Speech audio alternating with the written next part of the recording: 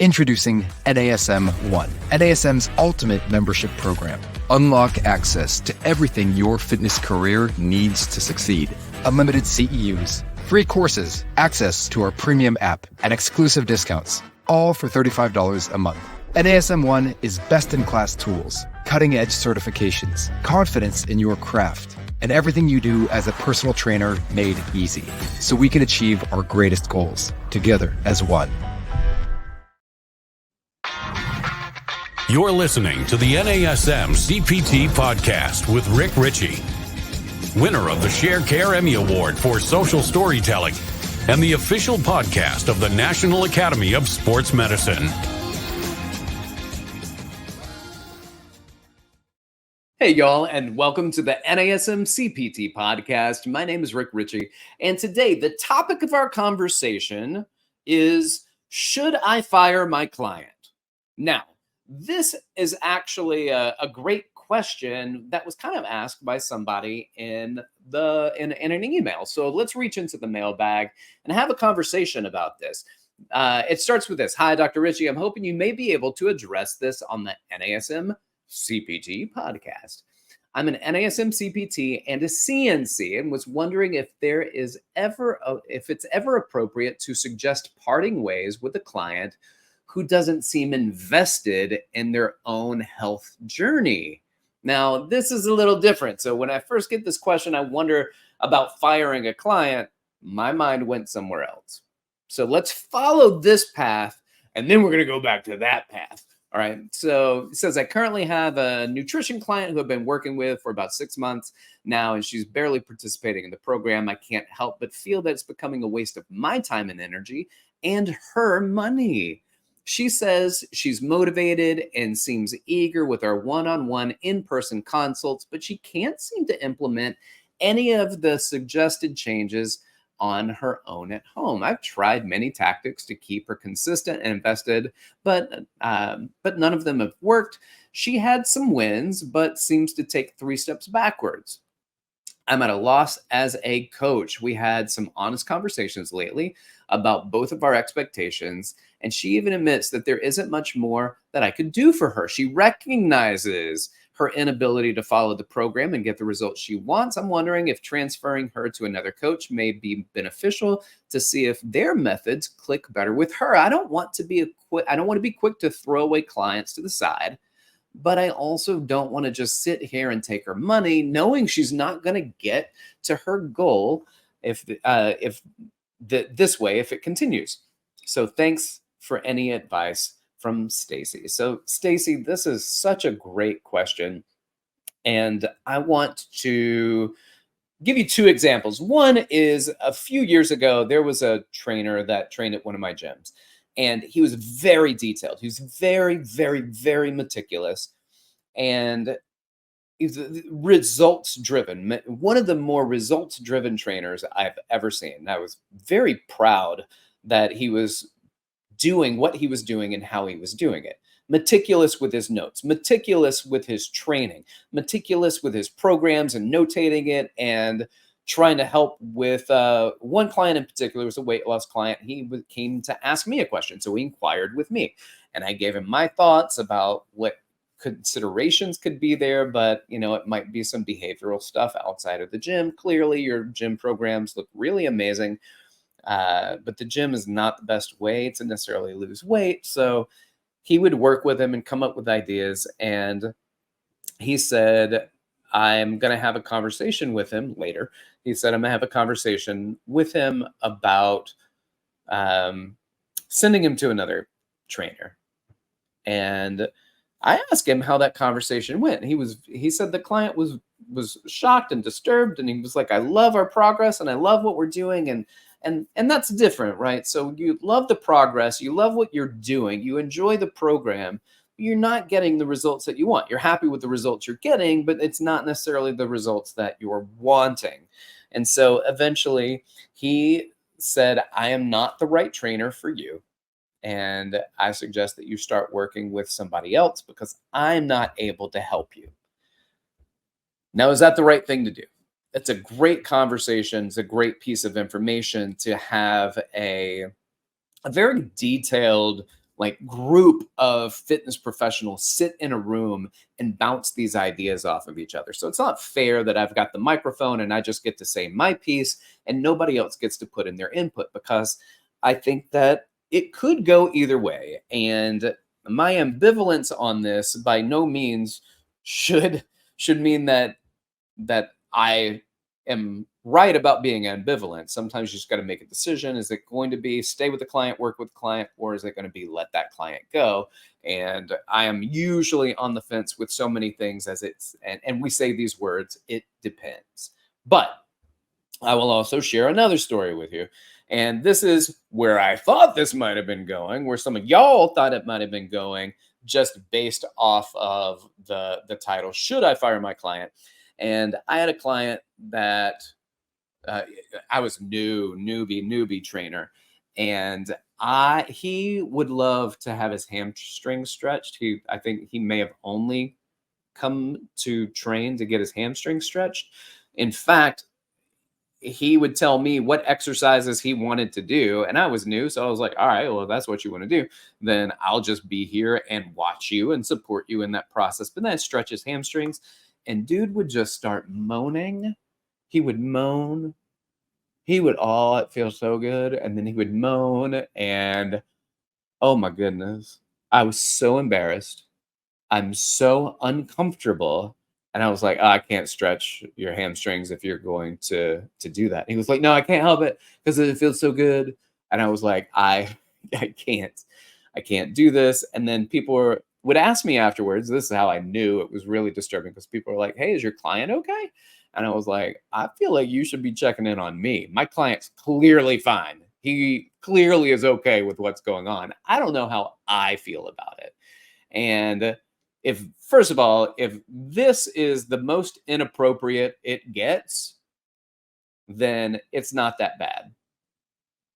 I'm going to tell you right now, that's not the most inappropriate it's been towards me. And that's me as a male trainer. I know many female trainers have had to put up with some absolute BS. Some absolute BS. And that's not right. And I'm going to tell you right now, you ask me, and this is not what she asked me, but if you ask me, when should I fire a client? Hands down, the number one answer, when they are inappropriate. The answer is 100% get out. Get out. I don't let people talk that way to me. You don't get to behave that way because you pay dollars to me. That's not how this works. And that's not who I am. Bye, Felicia. Moving on. Well, what are some other options to consider outside of somebody that's being inappropriate? And I know this is tough, right? Because I was young as a new trainer. I needed money. I really needed that guy's session. I put up with him for far longer than I felt comfortable. And because I wasn't comfortable, I guess, enough in my own skin, then it took me a long time just to be like, dude, I'm not stretching your hamstrings. I'm not stretching them. First of all, you don't need it. Secondly, I can show you how to do it and you can do it on your own. I don't lift your weights for you, so I don't need to stretch you. I need to show you how to stretch. And if you moan that way when you stretch your own hamstrings, then I know it's a hamstring issue, not a me issue when I stretch your hamstrings.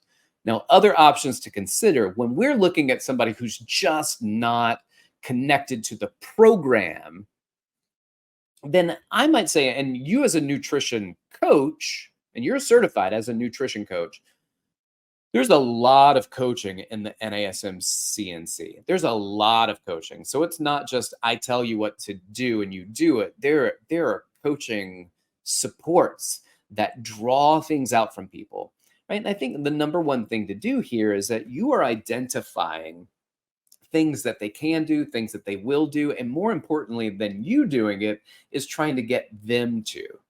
I can't tell you what to do. You know what you can do. It's almost like even talk therapy, like they're not sitting there telling you how to live your life. They're asking you questions so you can figure it out. So I think that that's a part of the process. And I know that you've probably gone through this. So with that, I might then suggest they schedule a session with a wellness coach or some other coach to help them through the process. An outside person may have better outcomes than you if you've been working with this person and training this person or doing coaching sessions with this person for a while. Because what happens is that we start to develop this is our relationship. This is the type of relationship we have, type of relationship. What that means is, well, it's hard for me to come up with different ways of being with you because we've already been this way for so long. And I want you to change. You want you to change. I want it for you. But now I have to change my approach. And my approach, me changing me and my approach is actually can be really challenging. So an outside person, an outside perspective, an outside intervention, that might be really, really beneficial. I may also suggest letting them go, but only if you can set a date and be like, I really like working with you. We've both expressed some frustrations, and I think in some ways we're good for each other, and in some ways it's not getting the results that you want. I'm not seeing the results that you want. My job is to help you see your results. I'm not trying to pick your results and tell you that's what you should be doing. I'm just trying to be in a place where I can coach from you what outcomes you want and how to incrementally get there. So I suggest letting them go after a date is selected. So, we're working together. It's been highs and lows, ups and downs. We're getting places. We're not getting places. I feel like we're in a lurch. And so I would like to suggest, if you're interested, that maybe we try for another 3 months. Let's give this 3 more months of really focused effort. And I will be here for you, and I will support you, and I'm on email or text if you need me, and I'm here for our consults to have our conversations, to help guide you and support you and celebrate with you. And I want to celebrate with you, but we're missing out on the celebrations because we're not hitting what you've already said that you would like to do. This is what you would like to do. This is what you said you could do. This is what you committed to doing that isn't being done. So I want to celebrate with you, but let's give this another 3 months. And so what you're not doing is saying, let's give it another week. And if they want to make it another week, or they want to say like, all right, you know what, even 3 months might be a little too much. I'm probably not going to do it by then. So we might as well stop now. Cool. We got that out of the way. At least now we know. But usually putting a date on something, putting something out there that says we're going to aim for this. And then there's that scarcity principle, which is saying if we don't hit it, if we don't hit something, we don't show some progress, it's over. And it's very interesting. The people that I've seen that are trainers that have done this with their clients seem to get a lot more out of their clients when there is a date where they're like, I can do this for another 10 pack or another 25 pack, or I suggest a timeline, so that they really commit to the timeline and say, this is where I want to see in 3 months. If we can hit certain goals every week up to, and then get a every month goal out of there. And then over the course of 3 months, this is ultimately where we want to be. That's great. And if you're not there, then I think that we can both agree that it's not working, and that I can go into what the next one is, which is suggest they train with somebody else, suggest they work with somebody else. Note that what you as the trainer can provide, or the coach, what you provide is not always what they need, and it cannot always support them where they need the help. So offer to help them find somebody else. Offer that out there to them. I'm going to help you find somebody that maybe will work better for you. I'm here for you at some point when you decide in the future, like if you work with this person, you seek incredible results, I'm so delighted for you. And I'm sorry that it just wasn't the right connection, the right communication, the right direction or supports that I couldn't do for you. Maybe somebody else can. And if there's a time in the future where you want to come back, I'd be more than happy to open up that conversation with you, and we can discuss what that would look like. So by no means necessarily saying, yes, you can come back, but be open to the conversation. But the break needs to happen. We both need to breathe a little bit. We both need to look at what is driving us and what's holding us back. And sometimes even the threat, and that's not a great word, but the threat of the breakup, also not a great word, the threat of the breakup, it might be enough to bolster them, to lift them up, and to create a drive. Now, this is not an easy, and this is why I said if you had between, personal trainers and wellness coaches, they might listen to this conversation and like, Rick, everything you said is probably not what I would do. And it's not fair that I'm the one with the mic that gets to throw my opinion out there. There are ways that you can handle it, and it may not be this way, but I'm telling you, this is how I would do it. And this is me from my perspective, where I sit, what I would do. And I understand right now that where I sit is a lot different than where I sat 20 years ago. 20 years ago, I was less educated. I was less comfortable. I made a lot less money and per session. And now I charge a lot more. I'm comfortable with who I am. I'm comfortable with what I do. I'm comfortable with saying to a client, hey, I don't need your money, when before there was no way I could say that. Because I know now that it's always funny that my book always stays around the same amount of sessions each week, even if clients fall off or people can't afford to continue training ongoing or they need to cut back, then somehow maybe only a week goes by, a month, maybe not even that, and then somebody else is back in the schedule. So time and your education and people that know you and the influence you have in your community will allow you to build your business. But you don't want the influences that you have to be the ones that are saying that person doesn't work. It should be that person didn't work for me. And when it didn't, they definitely wanted to make sure I found the right person. So I would even suggest them, because if she ends up not being the right person for you, she'll find somebody that's going to put a lot of trust in you and who you are and what you do as a professional. All right, y'all. Thanks for listening. I know that this has been a lot of mailbag over the past couple of weeks, so we're going to start getting more into some exercise science stuff. Even if it comes in the form of mailbag, you got a question about exercise science, I'll answer those questions, but we're going to get more into some exercise stuff.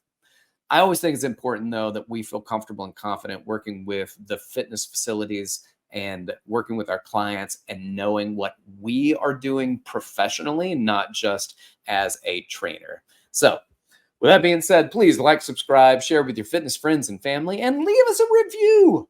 That's helpful. Contact me if you need to. You can reach out to me at dr.rickrichey on Threads and Insta. And then you can also email me, rick.richey@nasm.org. Y'all keep inspiring people to fitness. Thanks for listening. This has been the NASM-CPT Podcast.